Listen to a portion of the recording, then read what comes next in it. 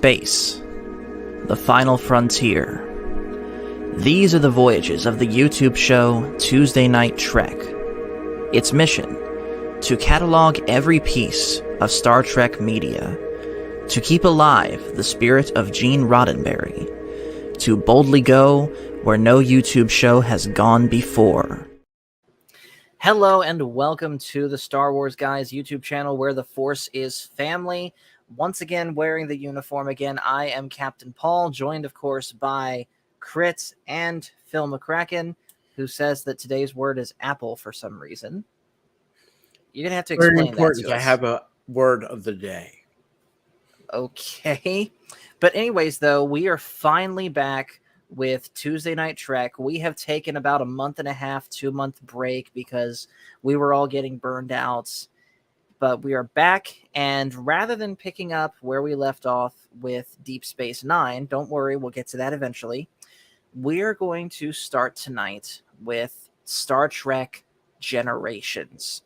So, the Next Generation, we all know, ended after Season 7, and they ended it because they wanted to make movies with the TNG cast. And from what I've gathered, from what you guys have told me about the TNG movies as a whole, the TNG movie series is extremely hit and miss. Would you guys say that's accurate? Yes, I would. So, yeah. I would agree. So basically what we're going to be doing for the next couple weeks is we're going to be going through all of the TNG movies except for Nemesis. Then once we're done with Insurrection, we go back through Deep Space Nine, go through Voyager, then do Nemesis. So that's sort of the roadmap for what we're going to be doing as far as Tuesday Night Trek goes. And if we pick up some people, some returning faces, some new people along the way, then so be it. And real quick, of course, hello to Mary Lanning. Thanks for joining. So, as always, Crit, you can go first. Actually, no, I'm going to go first this time. As far as our overall thoughts on Star Trek Generations, I already knew what was going to happen in this movie. At least the one big thing that was going to happen. I knew that this movie was going to have the death of Captain Kirk, and I knew that it was going to be a death that a lot of people were pissed off about. And having now seen it, I can see why. And overall, the death of Kirk aside, overall, I did find this movie, on the whole, pretty disappointing. What about you guys?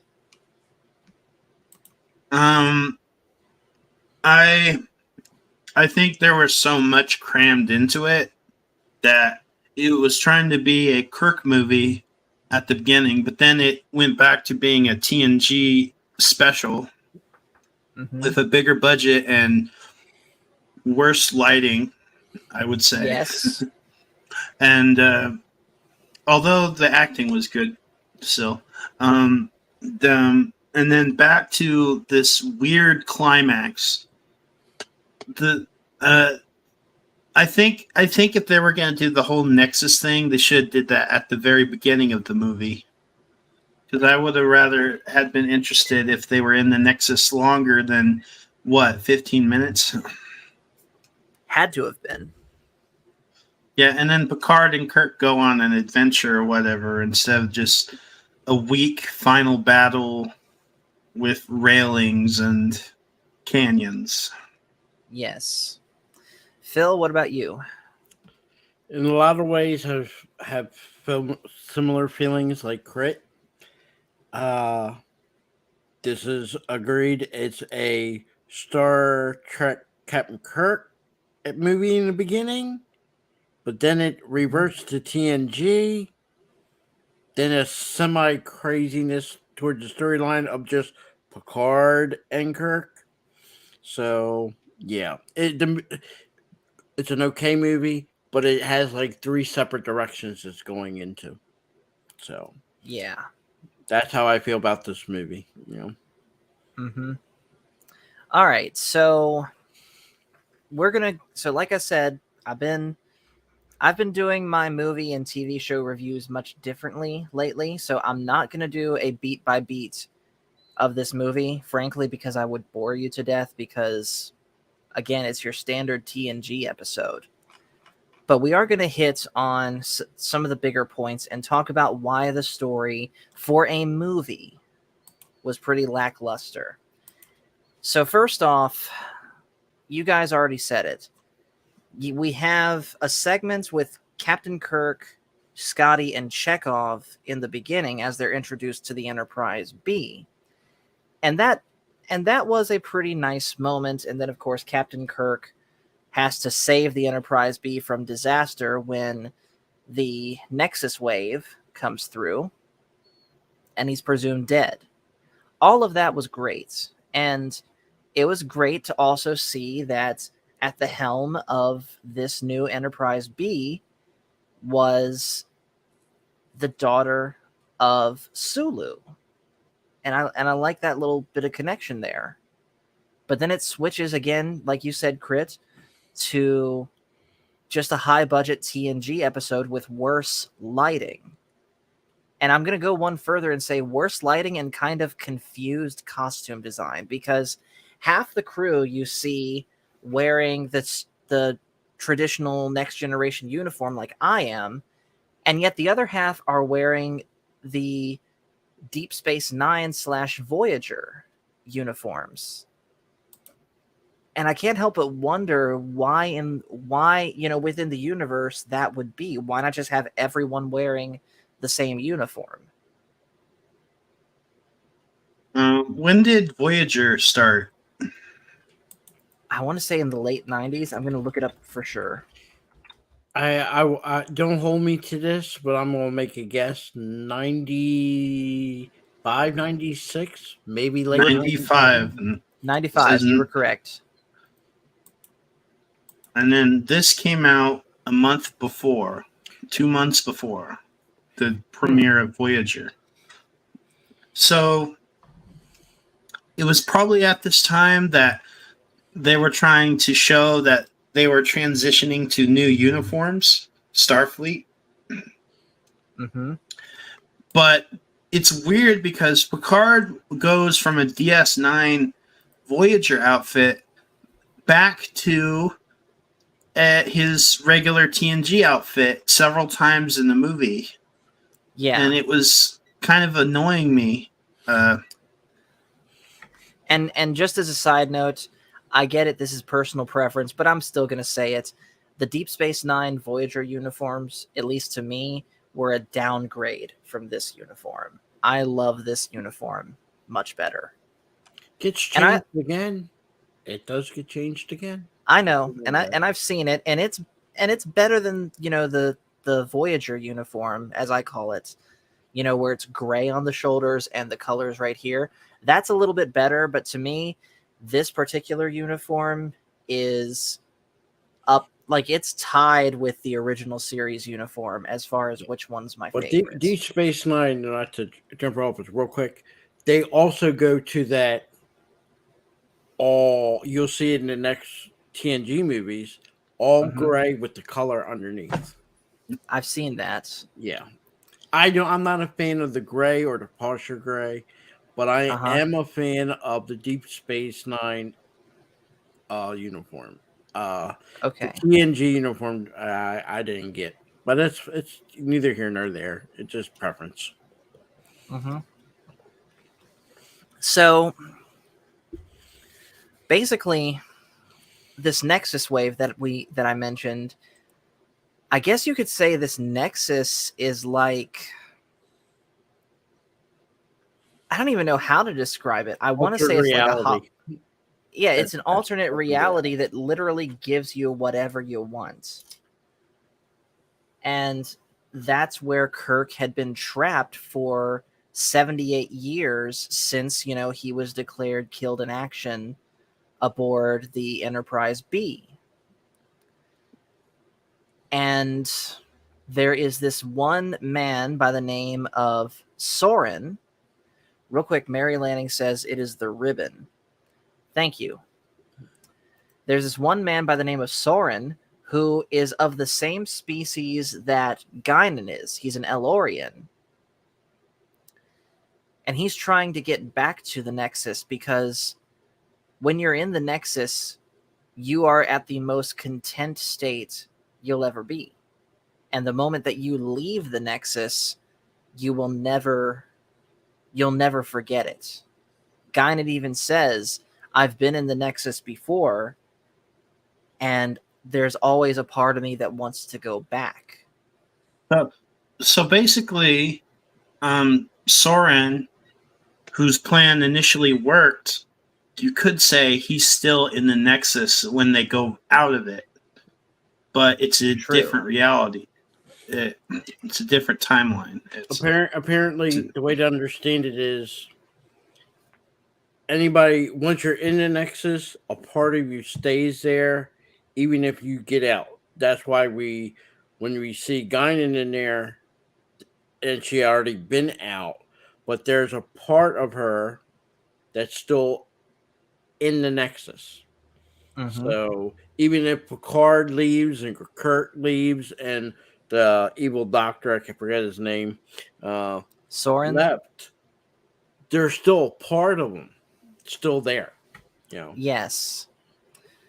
And so how does Soren intend to get back to the Nexus? He enlists the help of the Duras sisters, Lursa and B'Etor, to basically, in exchange for him giving them the plans to a weapon, they help him. You know what? I'm honestly not even clear what Lursa and B'Etor's role in this plan was. Were they literally just a taxi service? No, so basically, the stuff he needs so he can. They want to still the suns so they can align the Nexus, so the Nexus can come to him. Because you can't just I'll fly into the Nexus. It don't work that way. The Nexus has to be kind of way brought to you, or right, it comes to you, but you just can't just willy-nilly fly into it or jump into it or get what I'm asking is, what specific role did the Duras sisters they were fill? helping him get the stuff he needs so he can make that missile or bombs that are destroying the suns for him. Like they if you remember, they go to a Romulan base to steal some of that stuff. Mm-hmm. Hence why the Romulans go after him. Yeah, think of it, whatever he needs equipment for his missile and his bomb to destroy the sun, they're getting the stuff for him. That's their part of the deal. Okay, that makes sense then. Okay. But yeah, basically the Duras sisters appear in this. They're helping Soren, and later in the movie they get into a scuffle with the Enterprise and actually do some pretty serious damage to the Enterprise, to the point that they have to separate the saucer section because there's a warp core breach. But in the process, the Enterprise manages to shoot down the Duras sisters, and the Duras sisters die. Which, in my opinion, their death was just... there wasn't enough impact to their death. And I get it that they were nowhere close to the biggest threat in Star Trek ever, but I would have preferred that they go down in battle in an actual... like, I know that there's going to be stuff coming up in Deep Space Nine where there's more war within the Klingons and such, and I would have preferred them to be involved in that and basically have Worf be the one to deliver the killing blow to at least one of them, instead of just getting shot down in their ship in kind of a nothing movie. You guys get what I'm trying to say? Yeah, but for me, I'm glad that their survival and death was long overdue. Overdue. I mean, I would agree with you. Yes, maybe in Deep Space Nine it would have been better, but to fulfill that role, look, they're going to destroy the Enterprise D, no matter what. So who replaces the sisters? Romulans. Yeah, do Commander Tomalak. Uh, but see, you have And- to remember in this storyline, things are going on that the Romans are more concerned about. And these are the defeated party that didn't get to rule the Klingon Empire. You know? So doing Okay. something rogue like this of stealing stuff to get a weapon, Mhm. that would be something that they, logically would do. Right. And by the way, hello to Maul Walker. Thanks for joining. Crit, we haven't heard your take yet. The fact that A, they had the Duras sisters in here at all, and B, the fact that they killed them off in this movie. What did you think of that?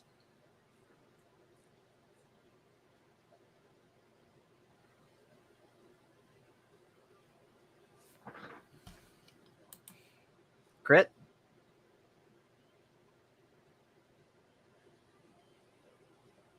Crit, are you there? I think he went AFK on us, Phil. Okay. So we'll continue on.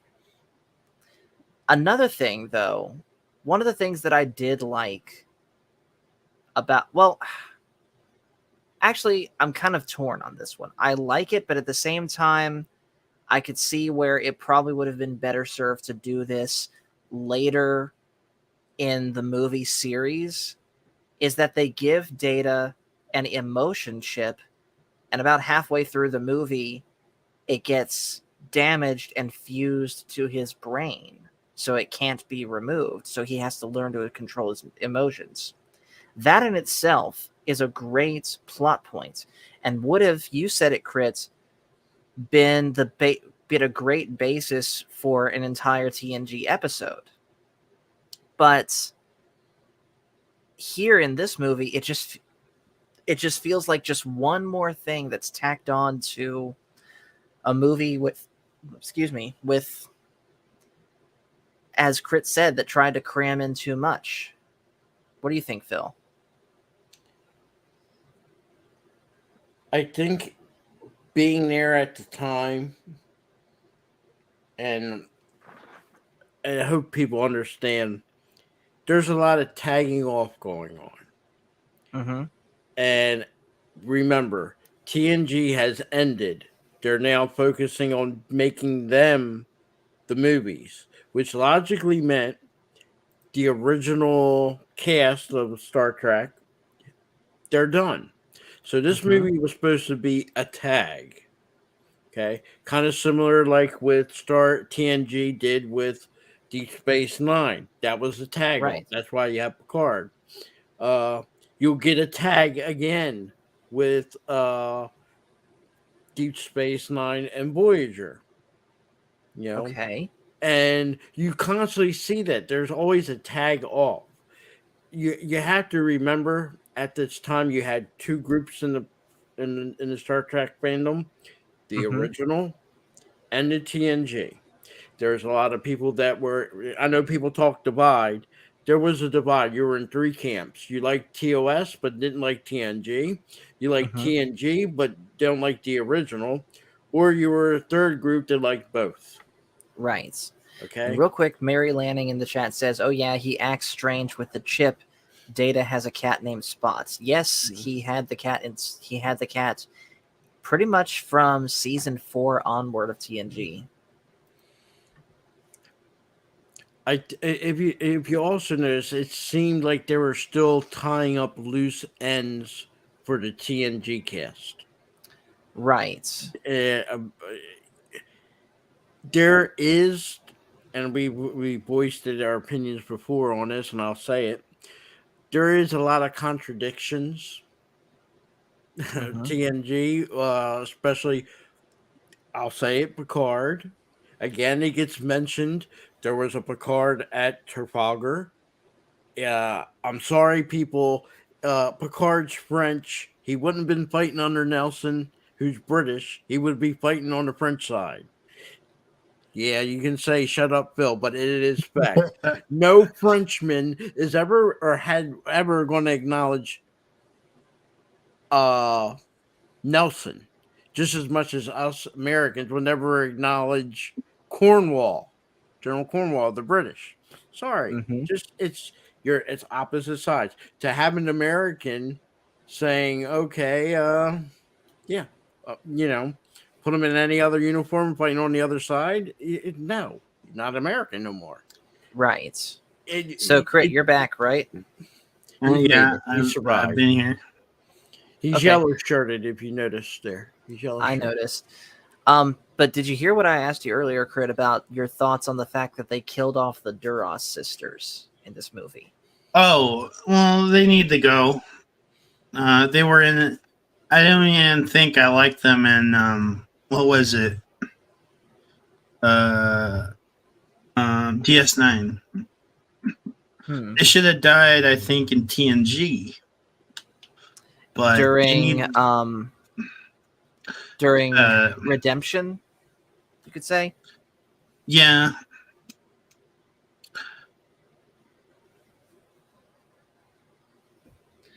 Well, anyways, though there was one. Speaking about what you were just saying, though, Phil, about Trafalgar and such, the conversation around that was another thing that I'm honestly not quite sure yet what I think of it. And that's the fact that they revealed that Picard's family was killed in a house fire. It Well, just seemed like something kind of way out of left field. That's in a possible, you have to look honestly, at. I'm not a fan. I I'm not a understand, fan. but stuff like that in real life does happen. I know. Unfortunately, uh, we even seen in the show, TNGF shows, that how Picard felt about his nephew, and we Yeah, get it a final admission that he always thought his nephew more like a son than a nephew. yeah, and that he So thought I his mean, nephew would one day go on to join Starfleet Academy. yeah, and I really felt this is a plus side for generations. I honestly liked the feeling and emotions. First, he didn't want to talk about it. Then he broke down about it, uh, acknowledging the pain of losing family. Even though that might not have been it's his brother and his wife and his nephew, but it's still Hmm. his family. And again, as I mentioned when he was talking about like his family fighting in Trafalgar and other things about his family being the first settlers on Mars, Hmm. he felt really that his family's now for this that we know of, because we can't speak for the future, that there's no more Picards. Yeah. For some people, it didn't bother them. I find it ironic in a lot of ways. Kirk loses his son, you know, Hmm. and there's no passing of the baton for Kirk, you know. So, these captains in a lot of ways share a lot in common, which is a good thing. And again, this Yeah. ain't like the Picard, Kirk losing his son. That's not in this movie, but you know about it. So you know that Yeah.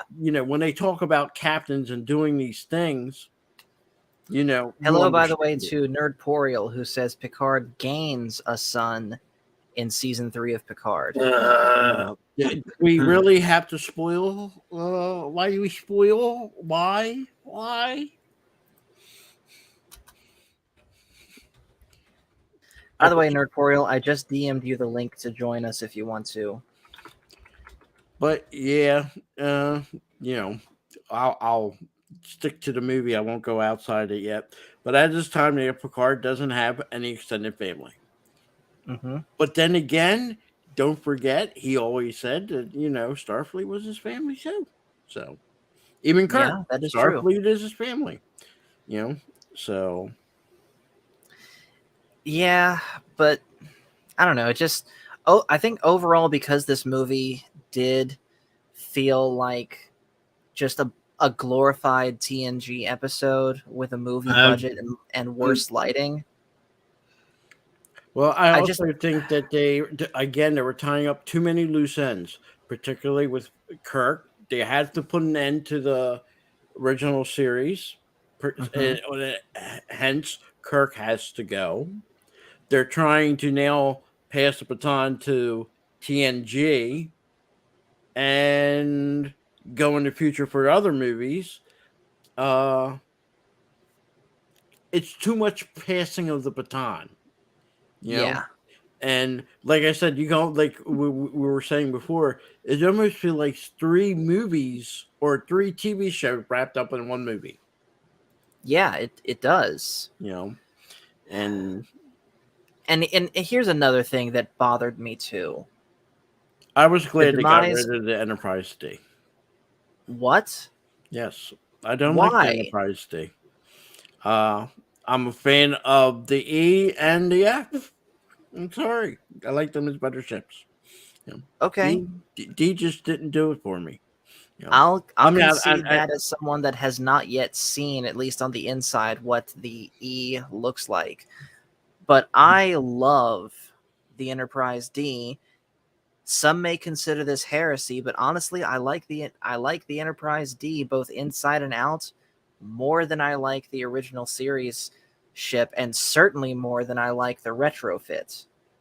Well, there is no difference between the Enterprise and the Enterprise A except the name. I know. That's the Yorktown. They just rename it. Now, I know. seeing the B and the C I wasn't much of a fan, but the B, I will say, I like that more than I like The B was the Excelsior. style. Yes, Yes. I like the Excelsior style ship. I liked it more than I like I know Enterprise you would, D. Nerdporial, Yeah. and that's okay. I love the original Enterprise. I love it. I just like the D. I just like the Enterprise D more. The You know, if you were to tell me worst ship, as design, I would even say if you're a fan of Wrath of Khan, the Reliant, I hate that style ship. It's just a saucer with 2 engines on it. No, doesn't do it for me. Nerdporial says the refit Enterprise is pure ship porn. I'm truthfully not the biggest fan of the refit Enterprise. The only version of the original NCC 1701 that I like is the one that's in TOS. I'm not the biggest fan of the I'm not a big fan of the refit at all. But getting off of that topic, let's now move to the big thing that happens, the death of Kirk. Now, what happens how does Kirk die? Real quick, Nerdporial says, I can't join tonight. I'm working on something now. All right, I understand. So you told me about this first, Phil, just after we just got finished watching the movie, that there's technically 2 endings to this movie. There's 2 ways that Kirk dies. There is the original way that they first showed in theaters that really pissed people off. And then there's another version that they reshot to attempt to soften the blow. I don't think they showed it in the theaters. They did. I remember that. I don't think we did. And they pulled it. It was in the theaters for about a week, maybe 2 max, and then Paramount pulled it out, and within a week, it was back in with the new version of the way Kirk was killed. Yes. Nerdporial says it here. Soren shoots him dead originally. Yeah. There was an uproar. People were coming out of the theaters, and Paramount was getting a lot of heat. That's why they did the real quick reshoots of him instead of getting shot in the back, falling down the side of the rocky cliff. Yeah. Also, real quick on the subject of Soren, is it just me, or does he just seem kind of like a dull, bland, I'm evil, pretty much for the sake of being evil villain? No, he wanted to get back to his wife because he wanted to go back to the fantasy. His reality, and he did succeed. He did succeed. He did, because there's probably another Soran in the ribbon the one that was caught in the wave. However, the Kirk and I'm sure they're feeling how I felt about Han Solo and TFA. Yeah, Yeah, I can definitely see where that's come from. I can but see I that. think Kirk's death as originally the original one, I will say that was a big deal. Especially when this movie came out. That was a big deal. I think there's a yeah, well, I think there I get a difference with Han Solo and Kirk. Kirk William Shatner likes playing Kirk, and he even after they killed him, he wrote a book series where Kirk comes back to life, whatever. But in The Force Awakens, I think Han Solo came on there because Harrison Ford knew he was going to get shot, knew he was going to die there, and he didn't stabbed. He wanted, let's be honest, he wanted to die in Return of the Jedi. Lucas didn't do it. And I think part of the deal of him coming back was to have his character die. Right. William Shatner, I think he was okay with Kirk dying. But let's just say I don't think, even Leonard Nimoy didn't like the way they had written him, how he died in either the original or the second shooting of it. No. I definitely see why. And again,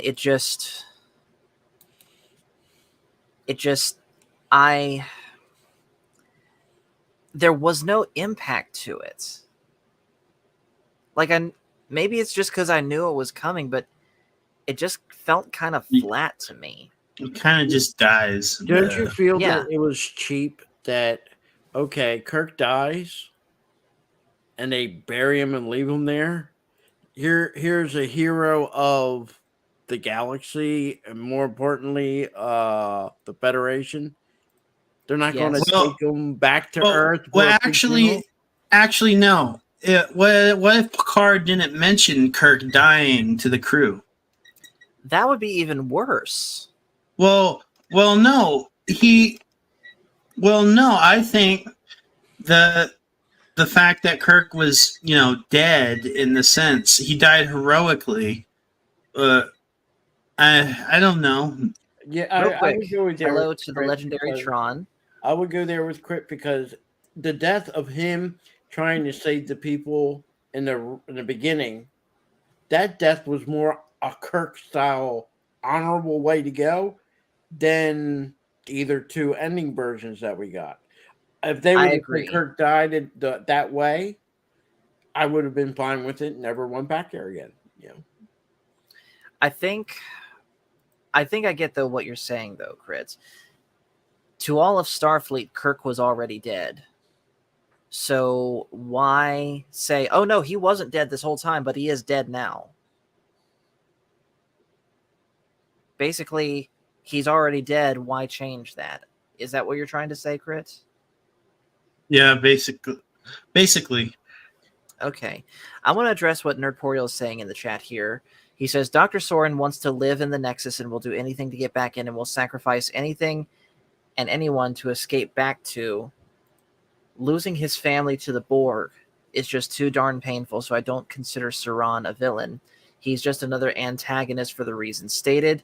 He also says Nimoy refused to appear and DeForest Kelly was too sick and insurance wouldn't cover him, so they got Duhan and Kanan instead. Okay. Yeah, I think you might have mentioned that. Someone mentioned that. It would have either been you or Baron, I think, that mentioned that, Nerdporial, but I know I'd heard that somewhere before. Now, It says here that Star Trek Generations was actually directed by one of the TNG TV, basically a guy that does TV for a movie, because it was that budget. Probably explains it. You have to understand timing.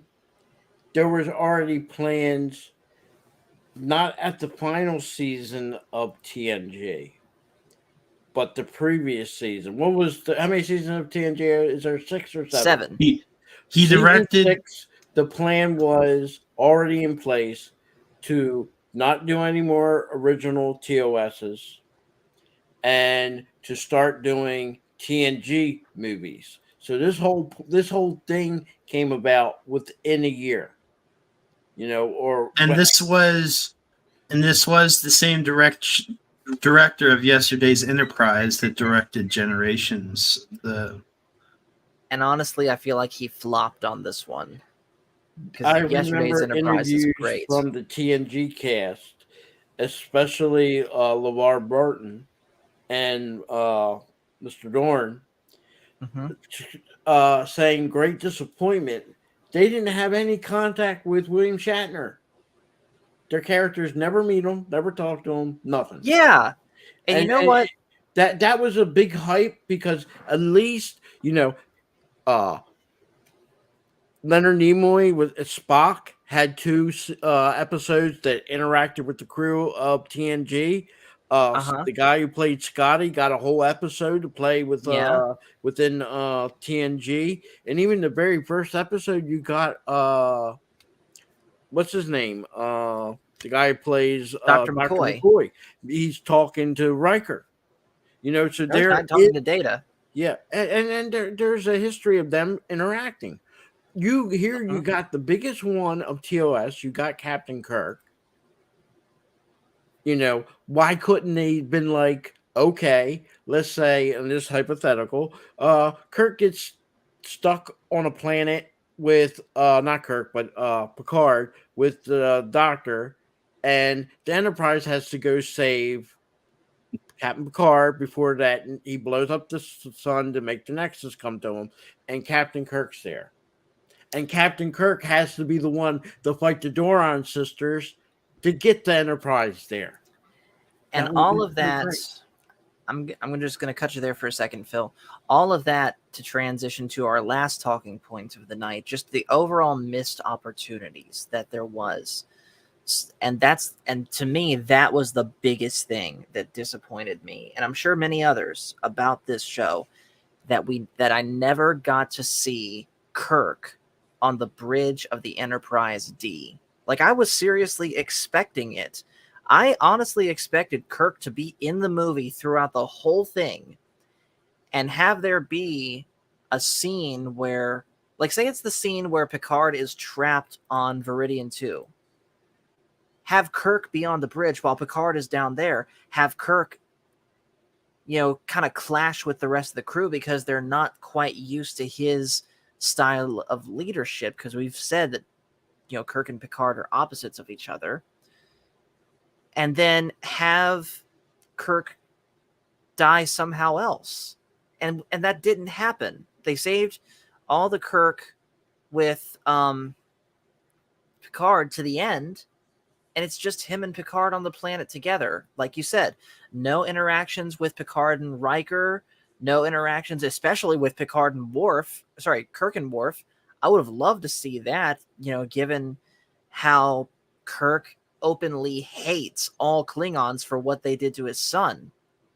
But he did get along with, supposedly, you have to remember the movie-wise, Dorn plays a futuristic relative or father or grandfather or great-grandfather. You mean the lawyer thing? It represents Kirk and McCoy when they're being judged. Wouldn't it have been nice to say Kirk says, "Oh, I knew your grandfather. He defended me in court over there in the Klingon homeworld."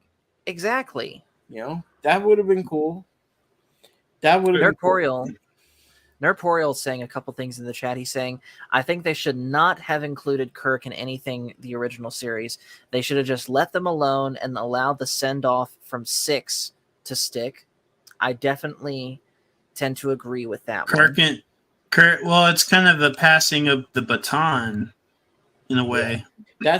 That was the whole intent of this, was to pass off the baton to on screen, pass the baton to TNG.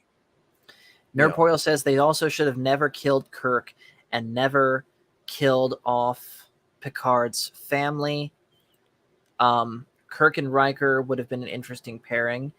They're pretty much the same person, more or less. Let's be honest. I would have liked the Picard family story. Maybe that should have been a season 7 episode. where then Picard Mercurial- has. Oh, Sorry, go ahead. where Picard has to embrace his immortality and the fact that he lost pretty much his only family. Hmm. You know, we said this. Can I read before. the chat real quick, Phil, please? Go ahead. Good. Thanks. Nerdporial says, I remember Scotty's reaction to Worf in Relics. It was a look of major disgust. Yeah.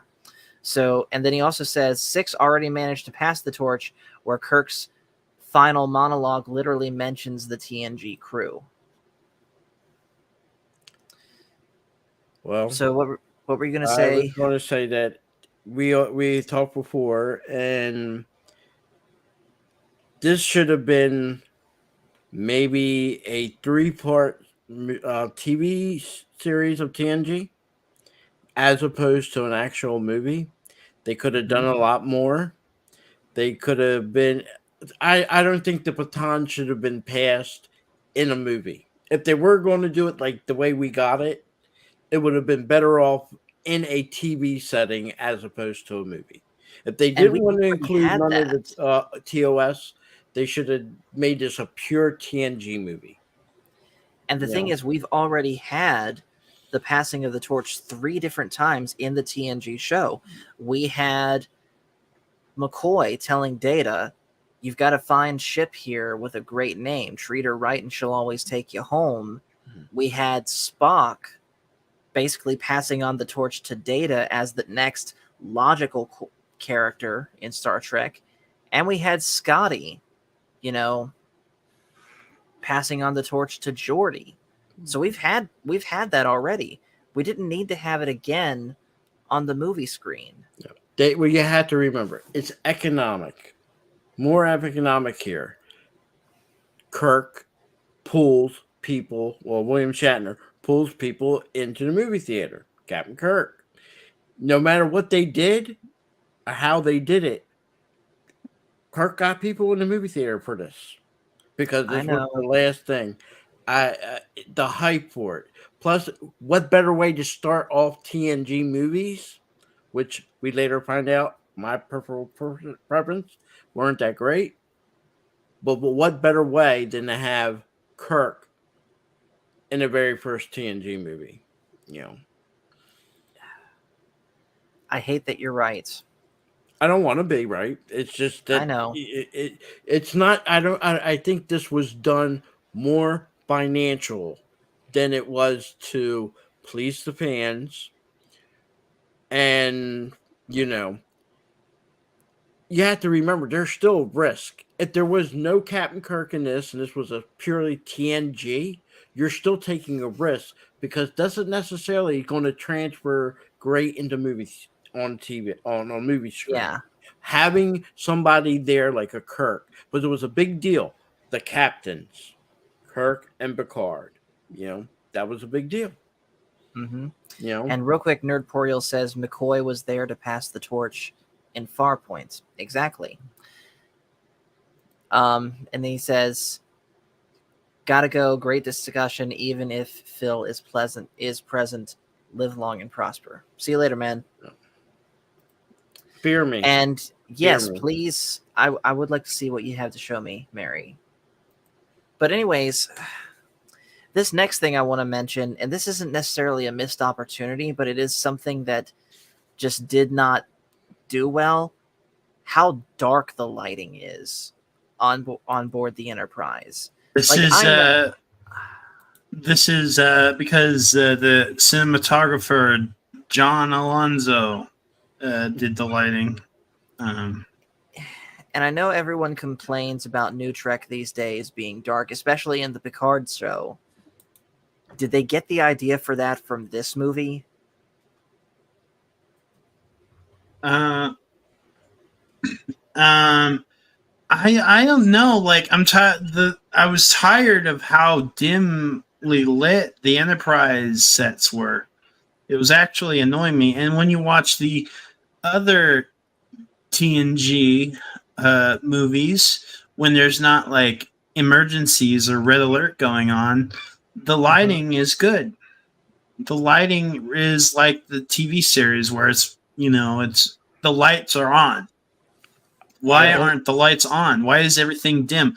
Like for example, when Riker's talking to Picard in his ready room, there's the sun, obviously the sunlight from the sun going into his room, and I could see now that itself is fine.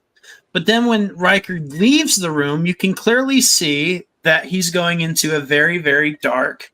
It's clearly not the bridge. It's like the lights are off in the bridge. He's like going into a void of darkness, and I'm like, what? I was getting annoyed by how hard it was to see things. I wouldn't give him an excuse, but the only thing I can think is you already had sets for Deep Space Nine. They're in the process of getting ready to do Voyager. I don't know if they were building sets or not. But let's just say Deep Space Nine. Where are they setting their sets if you have to have all these sets for Deep Space Nine? You know, there's only so much space that Universal or Paramount Studios, wherever they're doing the sets. I think maybe they went to a place that maybe they didn't have all the lights turned on, because it doesn't make any sense for it to be that dark. It doesn't. So because not a single TNG, as many places they went, did you not see the brightness? They had bright lights. Mm-hmm. You've So seen everything. Yeah, I could Um, understand if it was Picard because he was sad and maybe he dimmed the lights. I could see that for reason being dark. But when Riker leaves and he's going to the bridge, it should have been bright as it always been when he leaves that room. It's always bright. So real quick, Mary sent me these pictures on Twitter of some Star Trek figures she has. So we have Captain Spock here. I believe this is from the this has to be one of the Walmart ones they had recently. I wish I grabbed that. Here's one of Kirk. That does not look like Kirk. And no. Yeah. Paul, do you want me to send you a Ensign Wesley Crusher uniform? I believe I have a clip for that. How about no? Yeah. There's one with a hoodie. Would you like a hoodie? No, thank you. So anyways, that's pretty much all I can think of to talk about as far as this movie. Did we miss anything, guys? No, it's a whole 2 hours of it's like I would say middle of the road TNG episode, unfortunately. Yeah. Like I would give this one honestly a 6 out of 10. What about you guys? Yeah, I'd give it a 6. It's not, I can watch it. 6 is fair. It's fair. All right. Yeah. So with that, let's go ahead and address the ranking of the movie list. So, first off, here's the list of movies I haven't seen. So let's scroll to where... So, change that to that for now. And then... Okay, so this is going to go in the meh catalog. Mm-hmm. So let's see. First off, we're going to shuffle these around a little bit. I'm going to shuffle this to below. I'm going to shuffle this to here. And I'm going to put Dune 2021 at the top of meh. And I'm going to put Star Trek Generations here.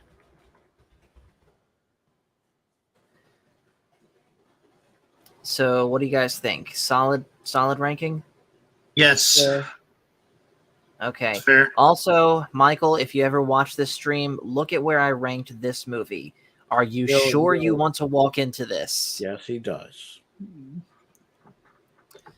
You don't even like that movie. Well, Hey, he's look at going. my If golf he's club. going, I'll better go with him.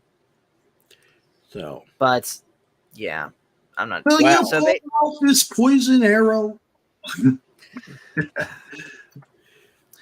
I'm gonna play it because I am angry, and I'm angry with this gentleman right here because he tricked me into watching a terrible movie. I you tried still to warn watched you. it. I tried to We help you. told you. We told you. Right.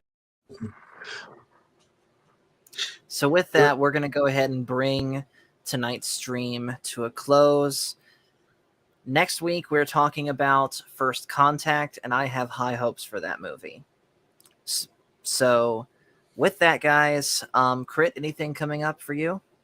I want to do movie reviews again. I might. I need to think. I've been really just streaming. But I'll be on the next TNT for sure. So Okay. Phil, we are still planning our Deep Purple discussion soon. Yep. Deep Purple discussion. Part 1, that is. And I'm hoping and wanting Crit to stream a lot more, make that money so he can pay what he owes me. Thank you, Crit. I'm waiting. Crit, send me some film of Kraken Mines. And yeah, I'm going to have a surprise guest on Sunday. Oh, And if you want to know who it is, you'll hop on and you get to see. But it's somebody for our community, and ain't going to be a long stream, an hour, maybe an hour and a half. oh, by the way, Phil, look at what the background changed to. I see. It's that hideous ivy from Wrigley Field. Many Pacific might have let outfielders that have been go, but I lost. haven't. No, but I want you to take notice. See where it says 4 over there by my name? Yeah, I see it. Deep that ivy is. Many outfielders have been lost in that ivy there. Yeah. So, anyways, we're gonna go ahead and. By the way, I hate you all. We knew. So, with that, nothing left to say but goodbye to the Enterprise D and goodbye to Captain Kirk. They could have went Captain out better. Kirk, but we will miss the Enterprise D. Good riddance. So, anyways, thank you guys so much for watching. Make sure to hit like and subscribe if you haven't already. And just remember, everyone, live long and prosper because the Force is family. See you guys later.